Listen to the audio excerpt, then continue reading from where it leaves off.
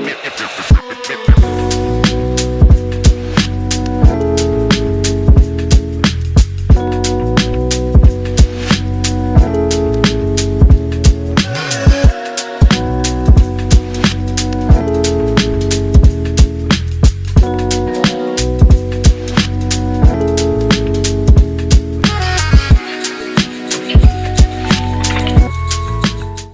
the Broncos have a tank inside their organization that they're about to unleash this year? We're going to talk about it on the DNVR Broncos podcast, where we are live from the Toyota Lounge inside the DNVR Bar, driven by your Front Range Toyota stores. Toyota, the official vehicle of DNVR.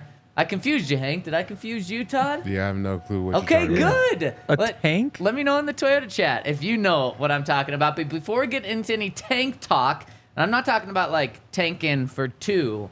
I'm talking about this year. Someone that I think can suck help for Shador. the Broncos. Yeah, suck for Shador. No, Todd put a kibosh on suck for Shador. Todd hated that one. Yeah, tank for two is what it would be. But before we get into that talk, got some news and notes that we want to hit on. We want to pass on our condolences, our thoughts to the Collier family with Joe Collier passing away on Monday night. The Broncos announced yesterday. Just an absolute legend with the Broncos organization. I think he was with the team for 20 years. Of course, a legendary defensive coordinator and really the architect of not only the Orange Crush defense, but Henry, also the 3-4 defense. Like, he made a bunch of changes. It started in like the 40s, but he did like, I can't get into the details off the top of my head, but a lot of what happened now, I can't remember if it was like the one gapping 2-4, the two gapping, like all of that was kind of what he designed. And that was like back in the day when they're moving like Mecklenburg all around, and Gradishar is doing, I guess he was mostly inside, but they, after his second year, like they moved, there was a whole bunch of pretty crazy stuff that nobody else in the league was doing. And within 10 years, like 80% of the league was just copying the Broncos defense, because obviously it worked really well. It was a super talented defense with those guys in the, Orange Crush era, of course. But yeah, Joe Collier did just as much as anybody else to kind of innovate defensive football in that era. And we were talking just before the show how Bill Belichick actually spent a year in Denver. I believe it was 1978. And Bill talked about a couple of years ago just how much he learned from Joe Collier. And obviously Bill, the greatest head coach, or at least the most prized head coach of all time, but also a defensive mastermind. And he said he learned so much from Joe. So Joe was 91 years old and just an absolute Broncos legend. So our thoughts go to his family and all that he did for the Broncos. But one of the biggest shames and confusions is that he's not in the Ring of Fame. Yeah. I mean, he helped innovate the entire NFL. Yep. He helped build the most prominent nickname in Broncos football. Like, you got Orange Crush, you got No Fly Zone. Maybe just because it's been around for longer, the Orange Crush defense feels like it's bigger than the No Fly Zone in terms of name. But like, those are the two most prominent like units that have been built on this Broncos team. And Joe Collier's not in the Ring of Fame. That feels like a massive shame. He didn't win a Super Bowl, but he did help take the team to 3 Super Bowls. That just feels wrong. Yeah. I think when you talk about his accolades and his accomplishments, he definitely deserves to be in the Ring of Fame. So hopefully they make that change pretty soon, and he's able to be placed there. His family's able to have a ceremony, and they can really, remember all the good he's done for the team in the city of Denver. So yeah, that would be great. There's 5 non-players that are in the Ring of Fame, the Broncos Ring of Fame. Can you guess? Don't even ask. I'm not even going to. Wow. There's no I mean, way. I couldn't have Maybe. known. Well, Mike No. Shanahan. Okay, there's Shanahan's got to be there. Yep. Does Pat Bullen count? What do you mean, does he count? Yeah, Well, because he was like non-player. an owner. Like, he puts people in the Ring of Fame, Like, But he's not a player. he's not a player. But I So mean, he like, would count. could he be in, since it's his job to put people in, like, he's almost above the Ring of Fame, I don't. I think I'll say. He went in 2015, so he did not put himself in. Yeah. Yeah. Family But I guess yeah. somebody put him in after. That makes sense. After that, That's 2. I guess Elway obviously played. Yeah, that doesn't count. Who else would it be? Oh, like You guys honestly might not even know one of their names. I'm trying to remember. Red Miller. Okay. Yep. Yep, That's there not, we go. That's not one that I didn't think you would know the name of. It's not one you didn't think I would know. Okay. If that makes any sense. Sort of. So you're right. Red Miller. Let's see. Who else would it be? They didn't like put the barrel man in there. No, they did not. These are all football people. Like I'm not. Yeah. They didn't put like an accountant in there. Or I don't anything. think they've had like a GM that you'd put in there that I can think of. You're correct.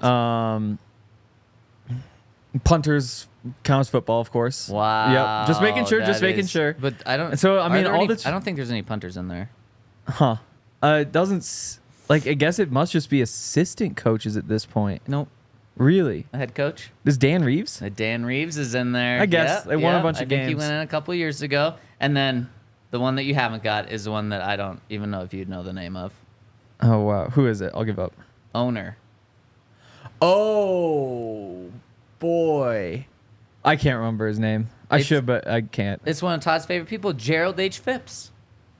Mr. Phipps. Mr. Phipps. No clue who that is. I mean, I guess they haven't put any assistant coaches in. Mm-hmm. Yeah. But to me, and Gary Kubiak kind of bridges the gap. Gary Kubiak has to be in the Ring of Fame. Now, he was a Yeah. head coach for He Super Bowl was, for 50, sure. but he was only one of 2 football people that was associated with all 3 Super Bowls. Him and John. Because John was obviously the GM, and now you have like the trainer Greek and some other people who are kind of football related, but like Yeah. Gary Kubiak has to be in. He should be going in this year. And then I think Gary kind of bridges the gap between head coaches and assistant coaches. You can make a case for Wade Phillips to be in as well. Maybe it's because he's still coaching, even That's- though not yeah, in the I NFL. thought- And then I think you put the other assistant that you look at is absolutely Joe Collier. So I just think it's a shame that he's not in. I think we need to open the door, not blast it open and just be letting every assistant coach in. Pat Shurmur doesn't need to be in. Like, we don't need just any assistant in, but I think the legendary That'd be crazy. ones can be in there. For sure, 20-year stint with a team, that's rare, very, very rare to do. And have that kind of impact. Definitely much more than most assistant coaches have on any team. So for sure. Yeah. No, I'm certainly not against it. Like, I don't think Ben DiNucci needs to be in, but we do have. Well, I'm glad to Dang, hear taking that. jabs early. We have some. Yeah. We do. Well, Shots early. We heard from Ben after the Broncos released him this morning, and his spirits seem high. Uh-huh. So I feel like he's in a good spot. The Broncos released Ben DiNucci this morning. No shock at all. And he tweeted, "I've been released by the Broncos. All part of the journey. Excited for what's to come. I wish Ben all the best." Mm-hmm. But Sean put this one out there last year. Do you remember what Sean said about Ben DiNucci? Well, he didn't get his think- name right or something, right? No, that was Jaleel McLaughlin. They got the name wrong on the back of the jersey. No, I thought they were calling him like a form of the Nucci, but it wasn't. I wouldn't be. DiNucci. I wouldn't be Yeah. surprised. It was a year ago ish. That do you remember what Sean said, Henry? Oh yeah. If it doesn't work out with us, I'm sure they'll get you a job as a greeter at Walmart. But see, So, again, maybe like that's what's to come. I took that as, well, they must like him because you're not going to say that shit to somebody you're going to cut. So good on Ben for getting a full year on the team. Yeah. On top of that, like they activate him for games, which Yep. helps for like the pension. Is it the pension? I can never remember because there's the pension and then there's like the insurance and like All of that. yeah, but Isn't definitely it not helped him just out. pension? It's pay too, like during the season. Yeah, You get that's the game other one. check. Yeah, you They get got game check versus 3 game checks. Well, that too, but then it's also like the get to accrued play, seasons for too. like minimum Oh, do salary you? changes with yeah. There's a bunch of those like calculations, And so, but I think they really helped Ben out with all those, They which did. is awesome. They did. And no surprise, right? I mean, are either of you guys surprised by this move? No. There's too many guys that was piling up in the quarterback room. So Yep. Yeah. there was one guy who was an odd man out. And now you have 3 guys for camp. That's probably enough. And the Broncos are bringing in like a couple of different quarterbacks for rookie tryouts this coming week. So if they need a camp arm, they'll probably just go to one of those guys. And maybe this has given Ben an opportunity to land somewhere before quarterback rooms get too crowded in like the middle of training camp. Yep. But what this really means and what a lot of people are interested in is numbers, specifically the number for Bo Nix. We're going to find out rookie numbers in the next day or two, might even be as soon as today. But now the numbers between 0 and 20, there's 2 that are available for Bo. 16, and now Ben DiNucci's former number, 11. 11's cool. 11's cool. Yeah. It's You not said like, that with like zero conviction. I think 11 is better as a wide receiver than as a quarterback. Like maybe for Troy Franklin, Yeah. who wore Yeah. number 11. Oh. And he needs number 2. I think DiNucci needs 10. I think Bo Nix needs 10. So let me try to connect some dots. Zach Wilson was number 2 with the Jets, I think. Yep. He was number 1 at BYU. But before he changed to number 1, he wore number 11 his like freshman year at BYU. Maybe he takes number 11, then Zach Wilson takes number 10. I think that could work. But then what about Troy Franklin? You just kick Zach Wilson to number 16? Go make the team first, you know? Like, Zach Wilson or he's Troy going to Franklin? he'll make the team. But, I mean, for Who, Troy Zach Franklin. Wilson or Troy? Okay. But, I mean, it's just what I was you got like 4 or 5 receivers. Like, you got to. He's a 4th-round draft pick? Yeah. He'll make the team. He'll make traded the up team. for He'll him, make too. the team. He'll make the team without a doubt. But, like, Lil Jordan's getting cut. He'll make the team. But he's a lot closer to, like, make the team player than he is to, like, yeah, just take whatever number you want. Like, screw the quarterbacks. He's not that guy. I'm really interested where this inside scoop that you're going to have for us, Hank, about Troy Franklin's He's good. going to go later in the show. Because if you're saying, like, he needs to make the team first, I you mean, got me a Message. little... Yeah. he can't be selective about his number. He's Don't a count 4th round your draft eggs pick. before they hatch. Is that the same? When did Riley Moss get drafted last year? 3rd round, right? Yeah. Yep. You put him trade at number up. 37. Yeah. He's not getting 11. So I wish him the best, but he's not getting 11. Bill Belichick used to do this to rookies. He would like make them earn their number. I think Mac True. Jones wore number 50 his first offseason with the team, then got number 10 as like training camp started. Based off last year, it kind of seemed like Sean does that too to rookies. I don't know if it's him. I imagine it's like his guidance of like, yeah, you're going to start off with a shitty number until you earn it. Like you said, number 37 for Riley Moss. Rookies, J.L. Skinner was like dying to be number 0 because he wore that. At Boise State, they did not give that to him. Instead, it went to Jonathan Cooper, which is fair. Jonathan Cooper, more of a veteran. But just a lot of jersey numbers that were gross. Is that something that you remember with the Saints? No, with the Saints, they just gave you what was left in that position. Oh, that's true. Because You know, it's position-specific number. Yeah. You know? Right. So they weren't trying to make it like an ugly number, but Yeah. like if you're a linebacker and all the 50s were gone, you can only wear like 90s. Because that was the guess. So I had a 90 number throughout camp, but then everybody else like was in their position slots, like wide receivers were maybe like a 89, which, you know, some people don't like. And then depending on how training camp goes and if you make the team and they cut some guys, you could change your number right before the season. Yeah. But I don't think they purposely put people in ugly numbers. Like even Riley yeah. Moss was probably like 37 was probably like the last number that a Exactly. DB could wear, or that they wanted a DB to wear. So Exactly. And the big part is that people get cut and then the numbers open up. Yeah. And so, like, for Mac Jones, sure, just put him in 50 and then let him take whatever's there at the end. And so, because, like, if you put Bo in number 16, it's going to feel weird if he changes from number 16 right before the season. You put him in, like, 73, everybody's on the same page. Like, yeah, this is going to look silly in training camp. We'll see what the numbers look like at the end of camp, and you can just switch then. just give him what he wants. What's the game? Like, what is I the- have no issue telling Zach Wilson you don't get number 10. Yeah, you can. I mean, he's our first round quarterback. You Yeah. come in, you get what you want. You're the face of the franchise. Like, I'm not trying to make you look silly for training camp for a number. It doesn't matter. Like, Just give him 10. you've earned your number. That's why we picked you at 12. So give him his number. Yeah. And then just go from there. That way we can start selling jerseys. We can start wrapping things up. We can get things going. He doesn't need to feel like that coming in. You know what I'm saying? He already has enough pressure on him. Yeah. Just give the guy his number. and let Didn't him work go for rock. Mac. Maybe if they just would have given him 10 right he was away. a Pro Bowler his rookie year. I don't know what you're talking about. But on big picture, it didn't work for And Mac. I think that's the only place they do that or did that. Oh, probably Did, not. yeah. Yeah. Because Yeah. even they're done. And even then, it was just with him because for 15 years, 16 years before that was all Tom Brady. True. Yeah, You don't have to worry it's about true. it, you know? It's true, and it just reminds me of a Mike Tomlin quote. What is it? I'm not going to treat you equal, but I'll treat everybody fair, but not equal. Yeah, exactly. And if you're a first-round quarterback that was picked by this team, then you're going to be treated different than a third-round cornerback or than a former first-round quarterback that the Broncos traded less than a seventh-round pick for. Exactly. Yeah, you can have different rules, and they can put Troy Franklin in a gross number to start off and make him quote-unquote earn it if they want. But I agree.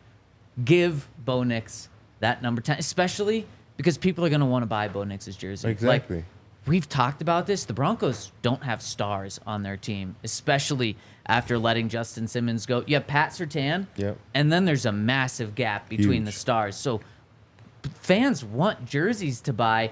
And what you don't want to do, you don't want to put him in a jersey that people aren't going to buy right away. Like, from a business standpoint, it also makes sense to put him in that 10. And speaking of that number 11 and Troy Franklin, we've got a film room to dive into and really talk about what can we expect from Troy Franklin this year. But I got to tell you about our friends over at Shady Rays. First, if you watch Oregon football, you probably need some sunglasses because of those jerseys they wear. They are bright. They are fun. And if you're going to be outside at any point, you're going to need Shady Rays in order to help you with the sun. Shady Rays has world-class products. In fact, over 300,000 people have given them 5 stars. Their shades are durable frames with crystal clear optics, making them the perfect choice for all outdoor adventures. And they have hundreds of options to choose from, so you are bound to find something that you absolutely love. They're affordable, too. Like, some sunglasses can be hundreds of dollars, not over at Shady Rays. Shady Rays, they're affordable, and they're going to give you 35% off if you use the code DNVR. So that's an exclusive code for our listeners. Shady Rays is giving the best deals. Head over to shadyrays.com and use the code DNVR for 35% off polarized sunglasses. Try it for yourself. The shades are rated 5 stars by over 300,000 people. Also, shout out to Bet365. I took the Avs, got some 9-1 odds when they were down 3-zip last night. That was Was that your line, or if they would have gone down 4-zip, would you hit them again? So, no, I don't think I would have done it again. So I made my bet when they were down 2-0. So I didn't have any bets, but then they were down 2-0, and then they gave up that power play. Yeah. It's like, okay, so that got up to like 4-1. And then when they gave up the goal, I was like, okay, I'm just going to put a third of what I just bet again, just to like basically double the payout. Yeah. And it obviously worked. So that's pretty cool.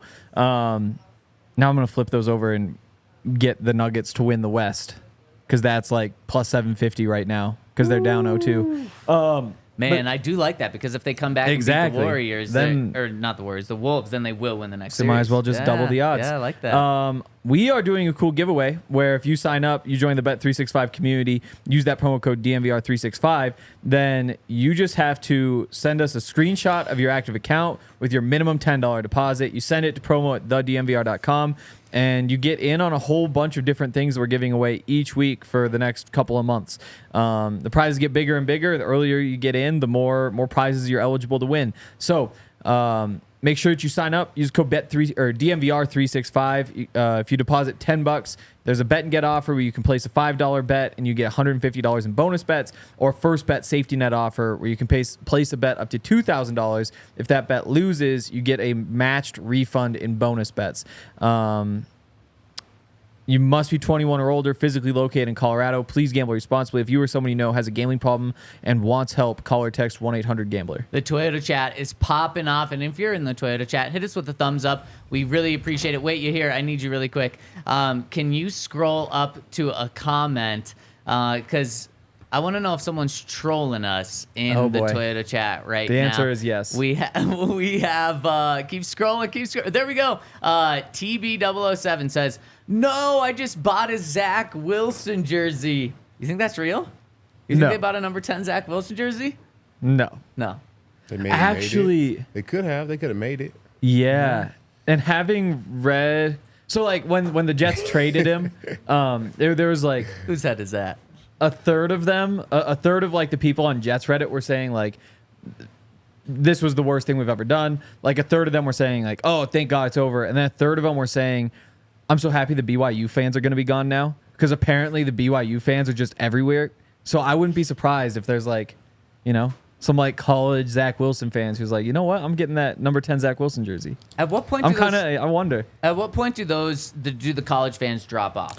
Well, like, do they carry with that person throughout their entire career, or like once they're a bust, they kind of move on? What would happen if there was like a number 2 overall pick from Sacramento State? Will we follow him? Probably follow him forever. Exactly. Yeah, Exactly. that's Like it's a true. little bit different when it's like Texas or something. Right. But like BYU, you can't say I have like a bad quarterback history because of Steve Young. Yeah. That's an insane thing to say, but like it makes sense. I think no matter what, even because the number 2 overall pick, like, it's pretty high up there. Yeah. Do they ever become an embarrassment to the schools and the fans though? I mean, if you Zach did. if you take the OJ route, I think so. But Oh, there's an example. There's an example though. Yes, it is So you got to be possible. more than just worse on the field. yeah, I think Bad on the field. gotta be on this stuff too. Well, let's hope Troy Franklin isn't going to do that Yes. to our Oregon football fans that are now rolling with the Broncos. I mean, Oregon football fans got to be Broncos fans now with Bo Nix Yep. and Yeah. Troy Franklin. We also had TJ Ward from Oregon. Any other guys from Oregon that are on the team now? Because the Broncos right now have. I said Troy. Alex, yeah, I said, Forsyth. thank you, Alex We used Forsyth. to have Justin Hollins. Yep. Used to, yep. Exactly. That was you think he was a 5th round pick. But you wore your Oregon green today, Todd. I just You knew it was what time. coming. I love it. So Henry, why don't you take us into the film to tell us what we're getting with Troy Franklin? Yeah. We'll start here with there it is. The a big play. This is first quarter of the USC game. USC's defense not great. The safety over the top though, actually 3rd round pick, Kalen Bullock. I think 3rd round pick. Somehow they had like a couple of draft picks on defense for even being awful. There's just like holes though. And so Oregon, you can see they have this touchdown. That was another big play. Here they go again. This is just Troy down here. It's a very shallow post is what I'm going to call it. It's almost like a deep slant. There's the throw. And there he is. He creates that separation on a slant. Safety's way back here. But I think what's interesting is this angle. Like you would think this guy over here is going to be able to tackle this guy at some point, like get over here and cut him off. But instead, even from here, like you're on top of him. You just can't let him get all the way to the sideline. He turns him around and he's off and he's running and it's a big touchdown. And that's just kind of what Troy Franklin did. The numbers are really, really awesome. 14 touchdowns last year, 8 touchdowns the year before. Marvin Harrison Jr. is the only player with more touchdowns in college football over the past 2 years. The 1,300 receiving yards, I think, was top 5 in the country. Back to back, especially as like a younger guy. I think this entire receiver draft class is like 30 of them who get chosen. Only 3 are younger than Troy. And back-to-back years leading Oregon in receiving yards. So there's a lot of production to like. You really like the speed. Like it's obvious why people were super, super excited about him.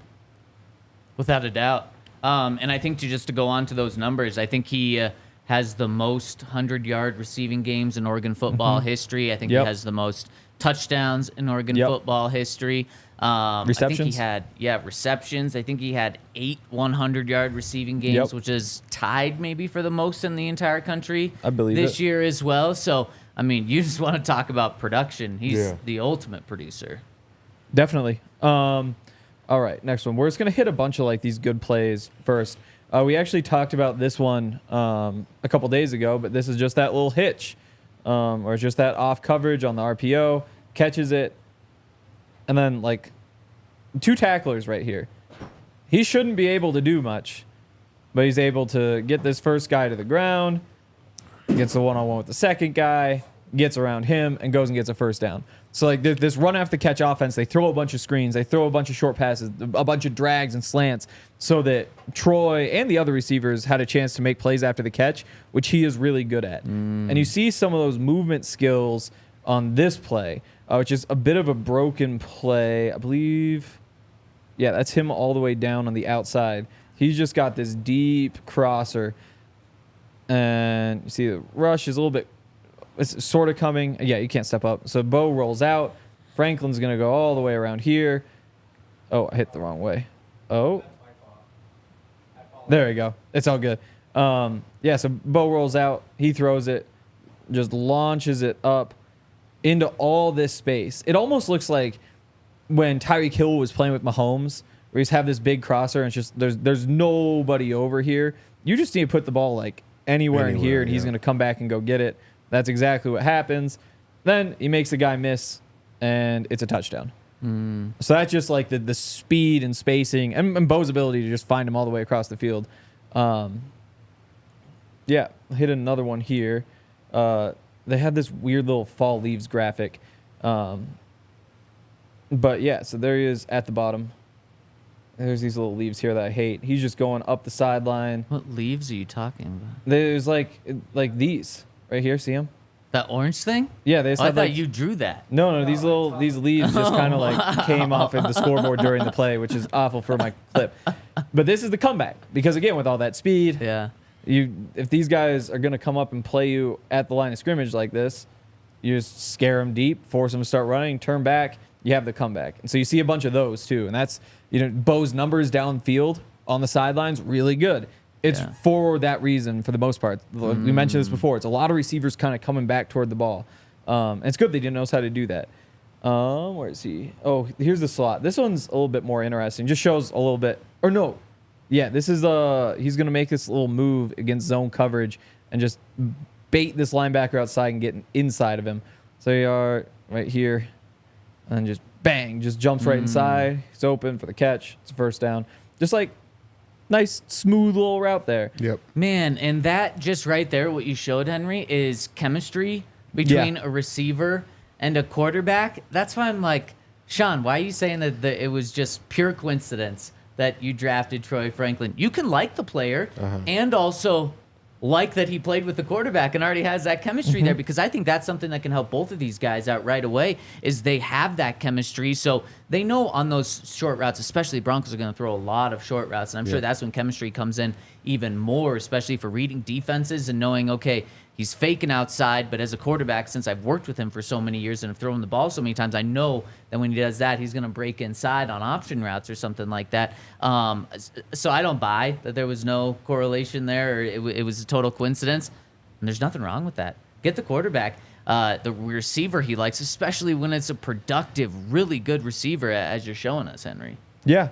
And this is the last of like the positive clips, but just a little bit different one. What? You about to go dark?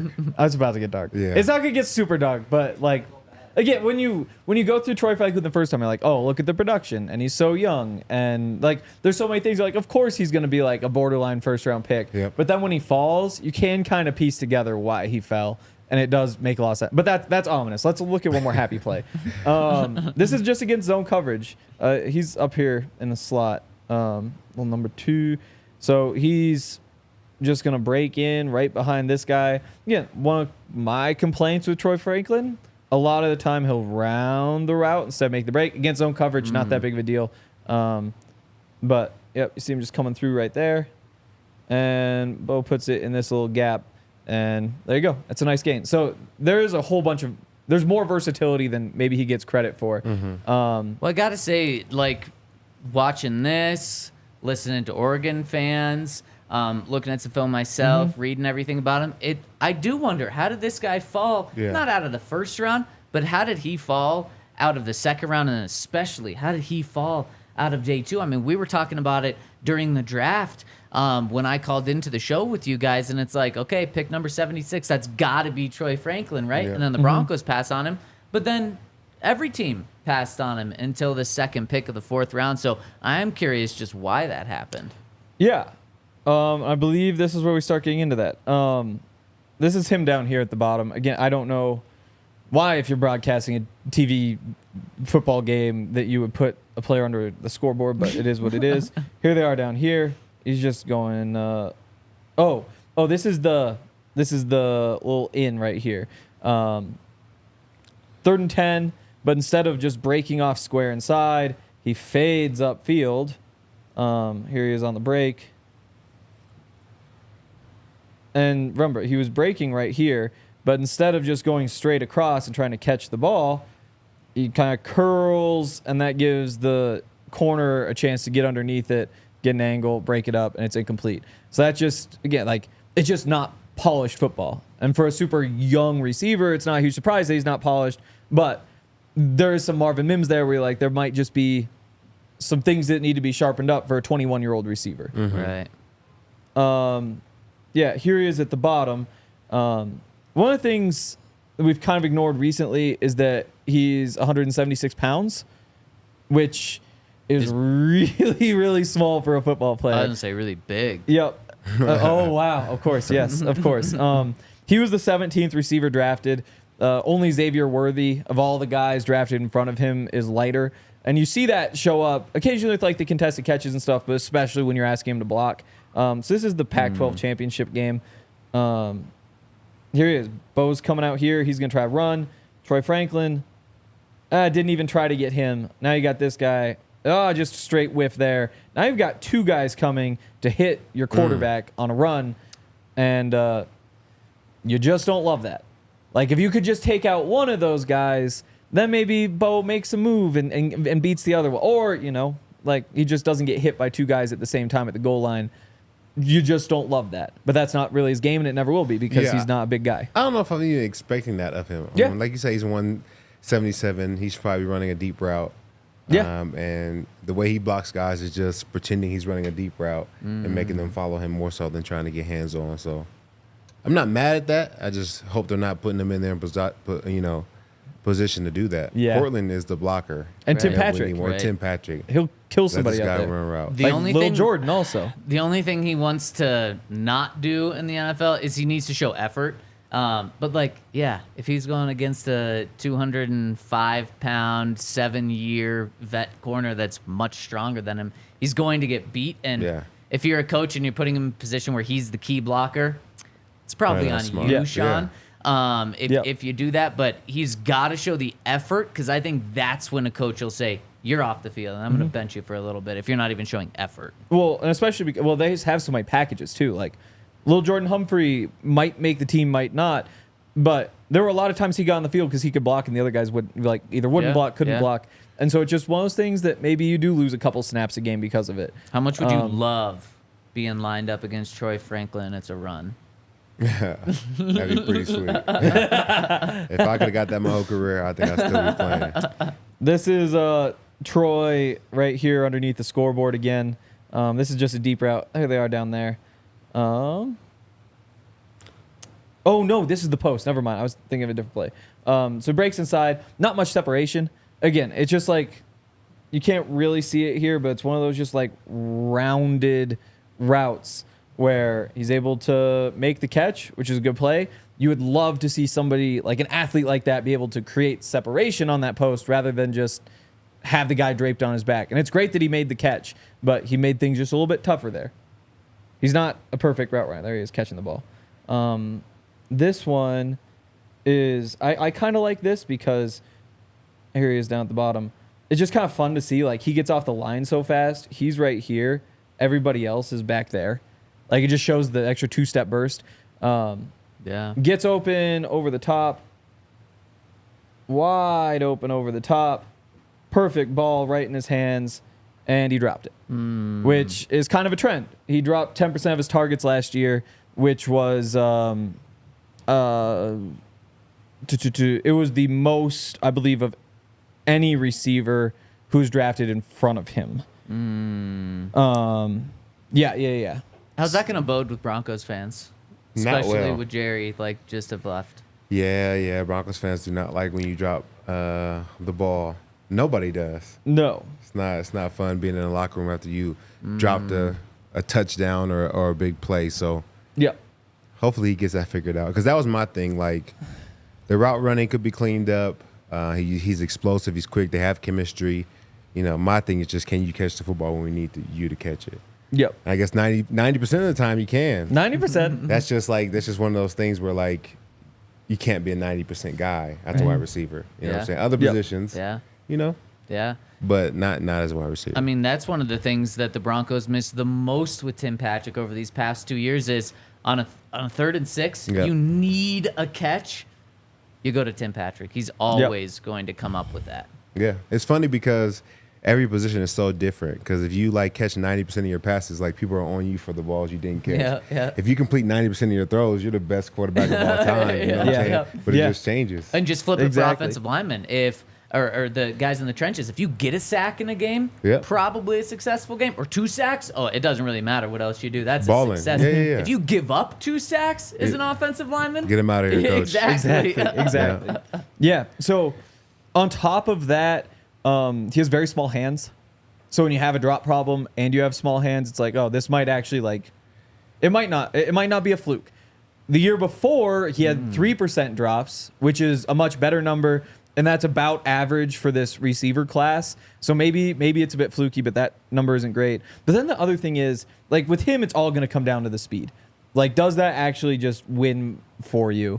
And going back through, 4.41 is really fast. And he ran a 4.41 40. That's like, I'm not going to say that's slow. But when you look at the 16 receivers drafted in front of him, 4.41's only faster than 8 of those guys. So, like, with the way the game is getting faster, 4.41 isn't just like burn everybody down the field every time necessarily. And just for like, Demaryius Thomas, Marvin Mims, both 4.38 guys, just so that like you can put perspective in your mind what exactly 4.41 is. Damari Mathis, a 4.39, which means in football terms, like you're not necessarily just going to be able to put Troy Franklin one-on-one with Damari and expect Troy just to burn him down the field. Damari was a step faster. Riley Moss a 4.45, Pat a 4.42. So you watch him, he has great play speed and there's great burst, but you just factor in the drops with like the 40 time, only 176 pounds. He's tall, he's 6'1" and 7/8. Like there's only a few of those guys drafted before him are taller than him, but there are just a few of those things that you line up and say like, oh, I see how you could slip now. Even if you don't expect him to like drop to the 4th round, drop problem, 176 pounds. The speed maybe isn't crazy speed. Like there are some things there. It's fast. It's fast. I'm not because gonna say like it's a 4.38 fast. and a 4.41 is like It is. It's like literally like Definitely. it's nothing. Riley Moss with a 4.45. Like It's right like there. nothing. Luke McCaffrey a 4.46. Yeah. It's also not like that huge amount of time. So there's just some of those things, and you also have to factor in. Like I said, he's the only 2 or 3 receivers drafted in front of him or drafted overall were younger than him. He didn't play his senior year of high school football because of COVID. So like some of like the polishing up the route running, there could still be more in the tank. Like you get to decide you want to try to put more weight on him or not. But there's just a couple of those things that you're curious about. The small I do feel hands, like he's a you don't slot. love. Every time you Yeah. say small hands, I think a scary movie. Have you guys seen? I haven't seen that. You guys haven't seen that? No. Well, it came out when I was like 6. No, You got to of pull it up. course I haven't seen Or like just We're like the watching the picture of the movie. guy. We'll have to watch the Movie movie. class You today. know what I'm saying? So you guys can see what like I'm envisioning. Are they tiny hands? Yeah. They've got to be so small.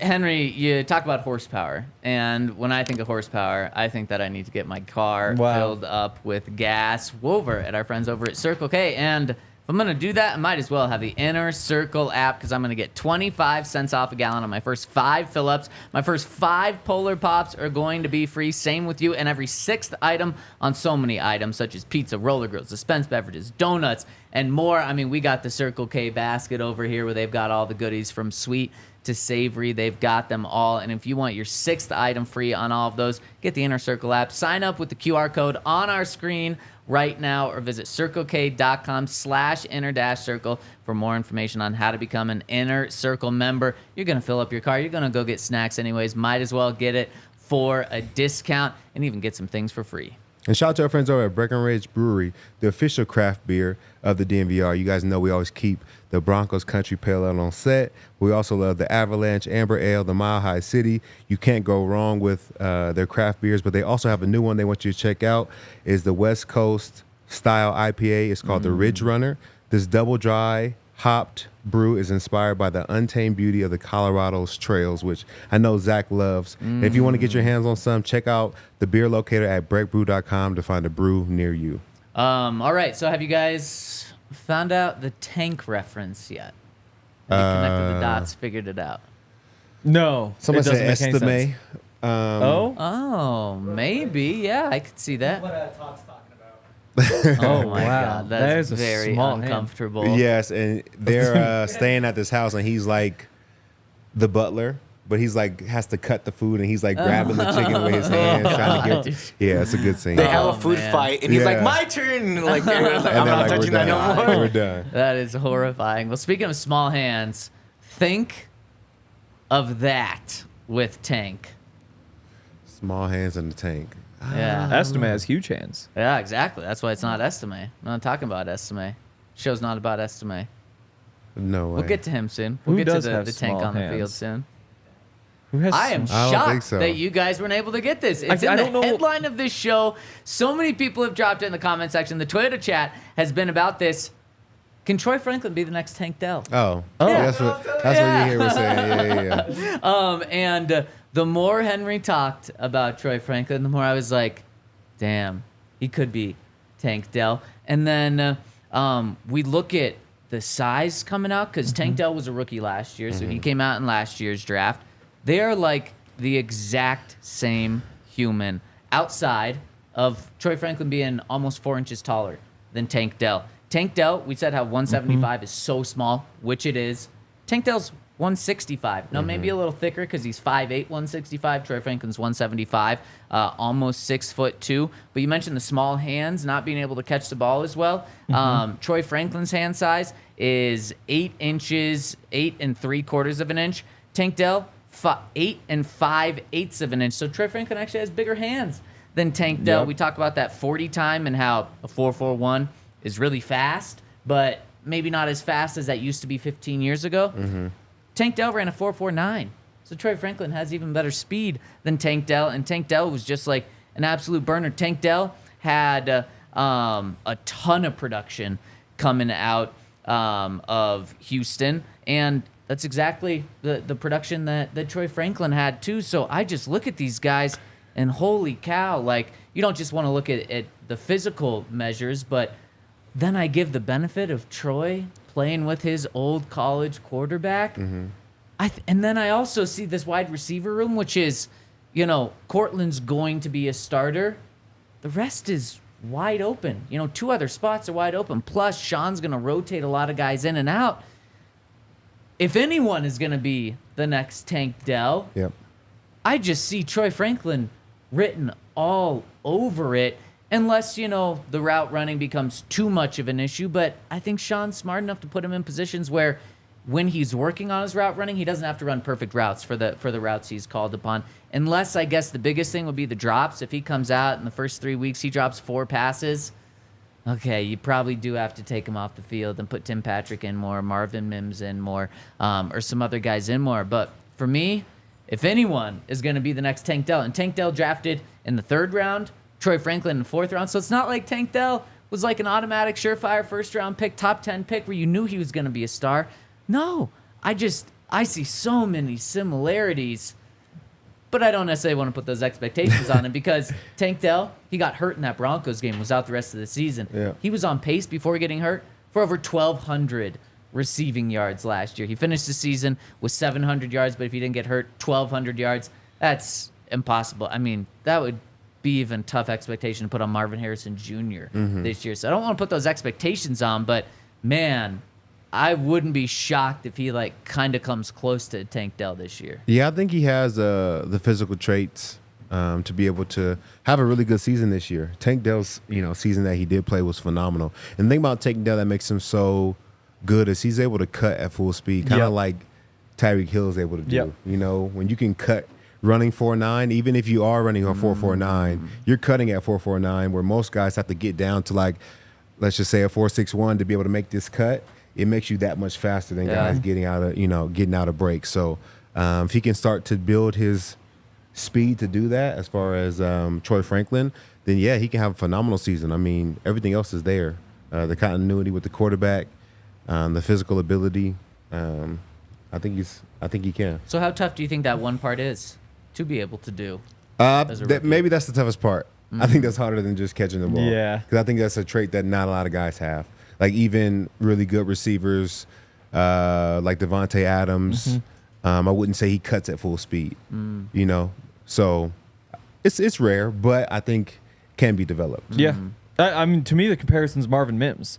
Like, because they're just so similar coming out in terms of their strengths and weaknesses. Like, you basically just want to give them the ball behind the line of scrimmage, or you want to give them the ball deep. And that's the case now because they're young. Marvin Mims was also crazy young coming out.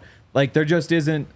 You just got to round the game out, which makes sense for a young player. It's not a huge problem. But I think that you're going to see about the same thing, that there's going to be a couple of things that Troy can do really well. And there will be... eventually, defense probably catch on. They leave somebody over the top. Like, you're really going to have to beat them on those comeback routes. I think that Marvin is probably more likely to take that Tank Dell jump. Just after being in the NFL for a year and having a real offseason to work on things, run a real route tree, work with an NFL receivers coach, and just get better at football. Like, I think that you look at this and say you want Marvin Mims to be your Jerry Jeudy, and you want Troy Franklin to be your Marvin Mims. Like, you just kind of bump both those guys up and roll and hope that they're ready to fulfill those roles. And what's so fascinating is when you point to Marvin last year, if you just look at the total production at the end of the season from a receiver, 22 catches for 377 yards, 1 receiving touchdown. I mean, you're certainly not saying he's a bust by any means, but like, that doesn't inspire anyone. But you just look at the first 4 games that he had when he was actually used on offense. He was on pace. If he would have done the first 4 games for the last 12 games too, he was on pace for over 1,000 receiving yards. Not only 38 catches, but 4 touchdowns and 1,000 yards from a rookie. That's like, oh my gosh, I would sign up for that. I'm sure you guys would sign up for that in a heartbeat too. From Marvin last year, or from Troy Franklin this year, or for any rookie. But Sean just took him off the field. And Sean kept admitting throughout the season, like, yeah, I need to do a better job of getting Marvin Mims on the field. And he just never did.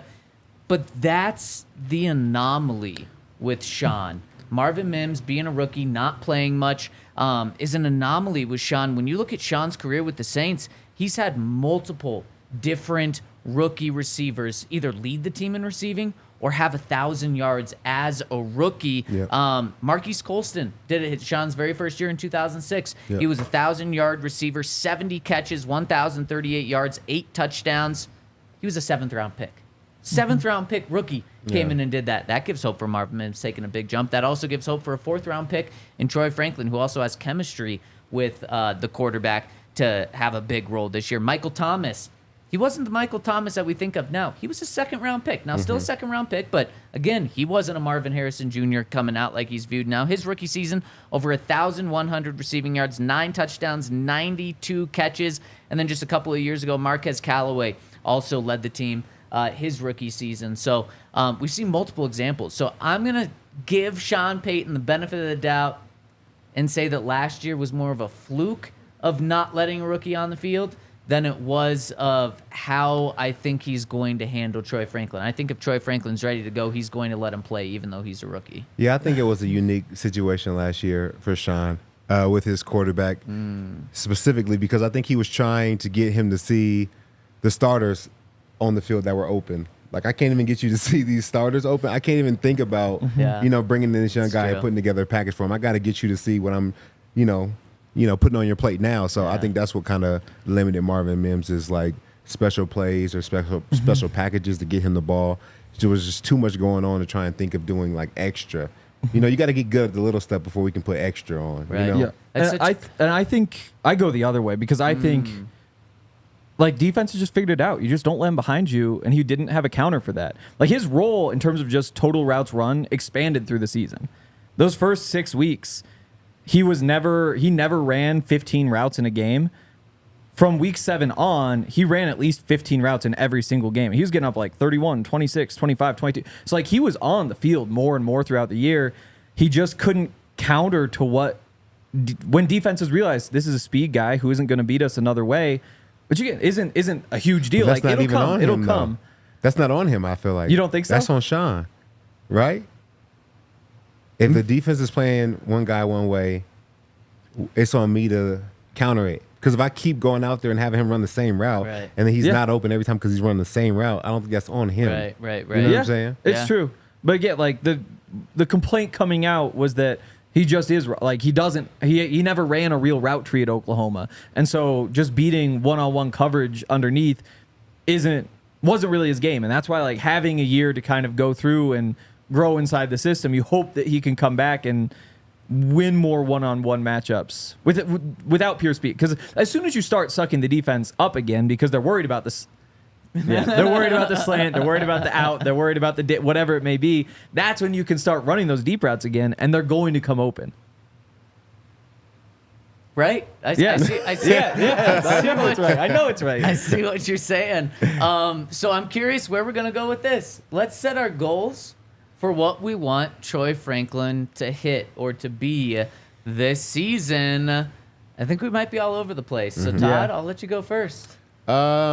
Because it is a loaded wide receiver room, I feel like as far as like guys that are gonna demand the ball, you talk about Marvin Mims, Cortland Sutton, Tim Patrick. I think all those guys are gonna need their touches. For him to come out in his rookie season, I think if he has 600 yards this year, I think it's a phenomenal season. I think he can be really great for the team. I do think that's a good mark, a little high, but I think that's what my goal is for him this year, 600 yards. Yeah.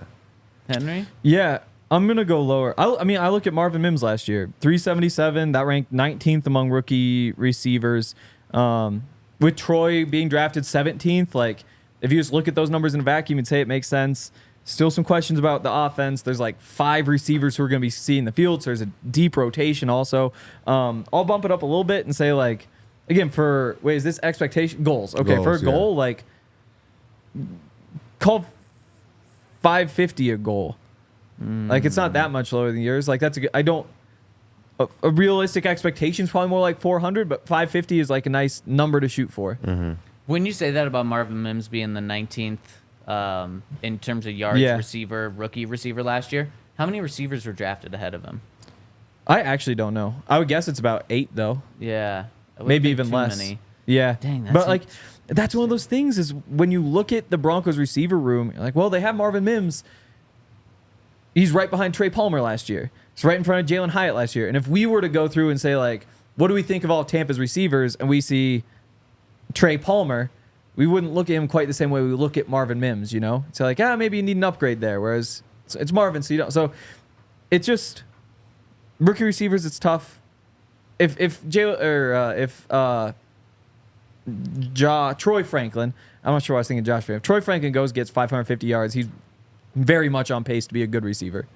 They're just young 100%. Yeah, guys. and I think 100%. nobody else. I think why we look at Marvin Mims the way we do is because he had limited opportunities with a good amount of production, and he's a Pro Bowl returner now. Yeah. like I think that bumps up. Like I think so too. Our expectation of him, what he can do, and I don't know if it has to be that he becomes this all pro, all world wide receiver, but we do see him as like a much better player than like everything that he's putting on the field right now as a wide receiver. Yeah. Yeah. I think this year for Troy Franklin is going to be boom or bust.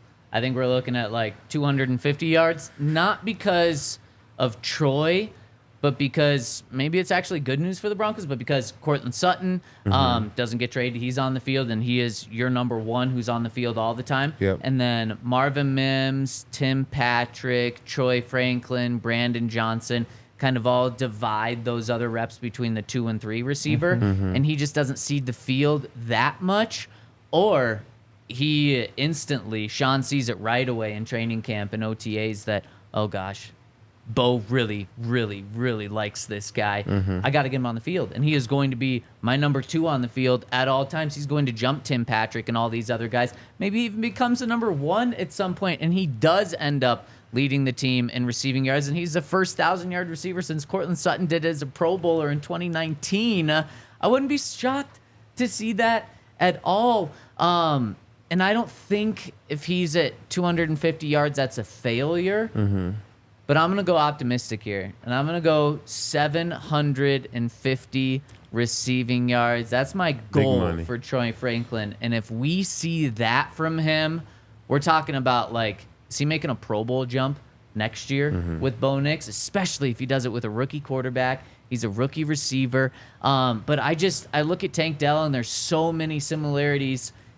And Tank did have great play from a rookie quarterback last year. That would be incredible to get. That's probably the biggest stretch that we need to see in order for this to happen, is Bo to be that good. But if he's anywhere close to that, I can see Troy Franklin getting these numbers here. Yeah, we also have Josh Reynolds. I knew I was forgetting someone. So it honestly might just be such a crowded receiver guys, room. Yeah, too many guys. But I hope that Troy Franklin gets that benefit of the doubt until he loses it. If he has too many drops, okay, then take him off. I'm fine with that. Yeah, it'd be very interesting because there's a lot of guys that do very similar things. And the one bump that he has on a lot of those guys is that he played with Bo before. Yep. But a lot of those guys were NFL vets and have played for a while, so it kind of like rebalances the scale. So it's very interesting to see how everything's going to shake out. It is. Yeah. The day one rotation is not going to be the same as the rotation at the end of the year, though. Like it's going to get shaken up a lot, and you just have to hope that it's because things are going well for somebody. Right. Someone takes a big step up. It's just so like with all those underneath concepts, like what happens when you have Marvin Mims run that quick out? Like, does he have that in his bag now? Like, there's just so many of those little ones that you just have to find options for, because Tim Patrick can do that. Like, Cortland Sutton can do it. Like Josh Reynolds, that's what he's all about. But if you can get those guys who maybe are more of a threat after the catch to separate underneath and just like those simple little concepts, then that could really pop off for them. But you just need to see them grow in that regard. And it helps Troy that he's come from that offense, but that wasn't necessarily his role in that offense. I'm really curious. This is something we talked about a ton last year before the Broncos actually started playing games when they got Sean Payton as their coach, is Sean does such a good job with his offense of playing to certain receiver strengths and then just rotating them in and out. I love that. Unless you have a Michael Thomas who is like just can do everything and is so elite you don't take him off the field, Sean's not afraid to take a starter off the field for an entire series or only play a starting receiver 50% of the game because in this certain game the matchup's actually better with your backup receiver to play there. And that's something that it seems so obvious. Like, yeah, every coach should do that. Coaches are play scared by saying like, no, he's technically, the veteran receiver. I need to keep him out there because if this rookie messes up, then I'm going to look stupid for putting a rookie out there. Sean hasn't cared about that. Outside Marvin Mims is the only exception to this. Throughout the other 15 years when he was in New Orleans, he was not like this. So Sean's really building up a ton of different guys. That's why I think a lot of people are going to see the field. And if one guy takes off, then he deserves to be out there. Yeah, we'll see. It's a wide receiver competition. It I guess is. you could say. So. Oh, man, we've got so many competition. The offensive line, I guess only one competition there. It's center. Everything else is solidified. Everything else, maybe not tight end. Like if Dulcich is healthy, he's probably the guy. And then if Dulcich isn't healthy, it's Troutman is the guy. There's probably not much competition there. But then a receiver, competition everywhere. Quarterback, obviously the main one. And then running back too, which we'll get into Audric Estime coming up soon. Javonte Williams, Samaje Perine, Jaleel. Also got a rookie minicamp not a tryout. He's actually an undrafted free agent that they got from Memphis. Remind me of his name. Running back, Blake Watson. Yep, Blake Watson. There's some players that aren't going to make the team in that room as well. And we're going to continue to break it down throughout the rest of this week. One more scheduling thing. One more news that we found out. Schedule release is not going to be tomorrow. The NFL is pushing it back till next week. So next Wednesday, 1 week from now, we will almost know the Broncos schedule. We'll still be doing a little special show for you, but we'll be live tomorrow at 11 a.m., Friday at 11 a.m. for you. We got some fun topics to talk about. So make sure to stay tuned with us. We'll be back tomorrow at 11 a.m. We all silly like the mayor.